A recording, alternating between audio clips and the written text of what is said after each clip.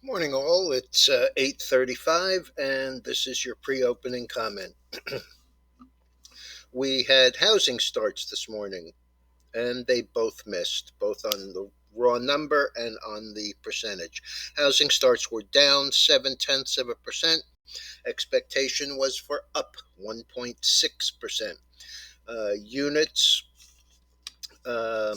1.52 million versus 1.58 million expected, so not great there. Asia down a little, Europe up a little, and of course, Janet Yellen, everybody's least favorite spinster aunt, um, says that we need to solve the debt ceiling crisis before December 15th. There's a surprise. Okay, um, before the news came out, at 7:45, we had the Dow down 13, now down 38. We had the S&P up 1, now down 2, and the Nasdaq, which was up 20, is currently up 6.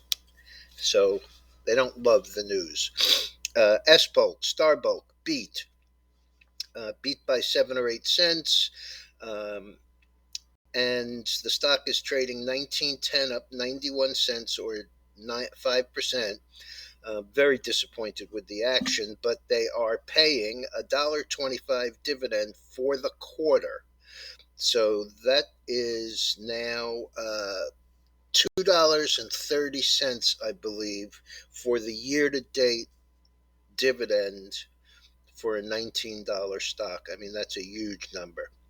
Okay, Lowe's, Lazy Boy, Target, TJX, all built, all going in different directions. Lowe's up 807 to 252.85, up 3.3%. Lazy Boy up 185.39 and a quarter, up 5%.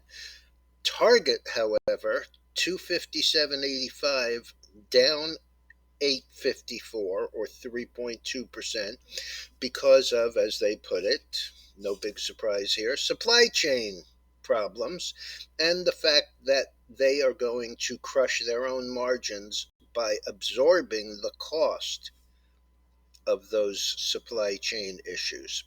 And TJX 70.83, up $1.33, 1.9%. Boeing upgraded at my least favorite bank, Wells Fargo, 230, up 420.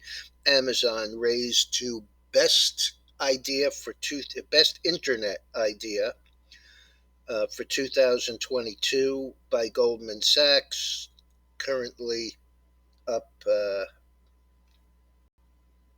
touch, 35.62, up 19.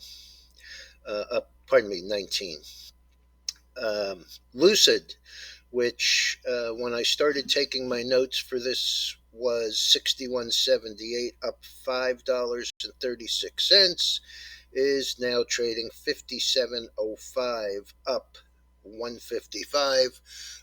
I saw RIVN, which was higher after the close last night, now down on the day. When it comes by, I'll tell you. And Roku, Moffett Nathanson, downgrades.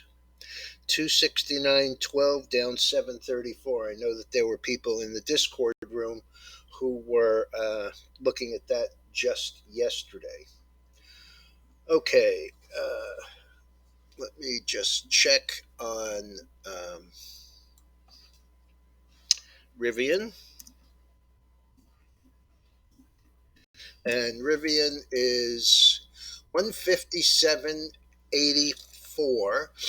And that's down about 13. It did not touch a new high this morning versus yesterday. Yesterday's high was 179.47. Today's high is 178 3/4. The low yesterday is 153.78. So That would be a problem if we broke that. The prior day's close is 149.36. So we may see a little bit of a reversal, some of these things running out of steam. Okay, chart on the screen. Oil trading right around $80. Overnight it was up a little, came down again. Uh, the day before yesterday's low was 79.30. Today's low so far 79.55. If we break that, I think we probably go to test the low here at around 78.36. It's close to the low here, but it's also this 50-day moving average. So we'll have to see how that goes. The gold recovered from its loss yesterday. Yesterday was a huge disappointment. Looked like it was breaking out. I warned that there was a bit of supply overhead. Had a $30 range closing on the low, a little lower last night, currently up $11.60. Really like to see it close above 1868 and a half on a weekly basis to send it higher. Bitcoin and Ethereum coming back a little. The silver is up 22. Bitcoin up just under 700, $35 on Ethereum, and the dollar is down 2.6 cents. But it did touch this 96 and a quarter, actually 96.27, and that is a lot of supply up there. So we may be running out of steam here on a move that in the last 6 days has gone from 93, 95, 93, 96 up to 96.27. That's a huge move for any currency, let alone one that is saddled with the kind of problems that the dollar is. All right, everyone, be careful out there. And if you have room on your watch list, I'd put IONQ in that space and look for it to pull back a little bit further. It's a quantum computing stock, and I kind of like what it looks like. Have a good morning.